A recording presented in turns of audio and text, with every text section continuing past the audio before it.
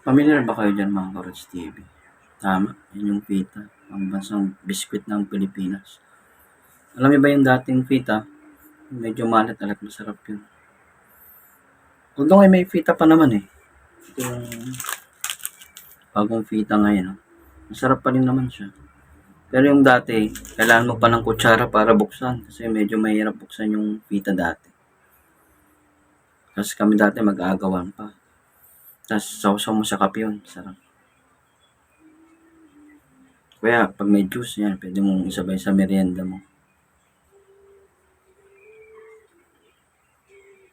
Tapos bago mo makain yung pita dati, pawis ka na kasi nga yung takip nun, kailangan mo pang kutsarain. Medyo mahirap siya buksan. Hindi ko lang alam kung meron pa yun ngayon eh. Yung lagayan na ganun. Parang naka-plastic na ngayon eh. Pero hanggang ngayon may pita pa din. Yung sample ng pita na pa. So 9 pieces yung laman. Pero dati medyo malat-alat eh.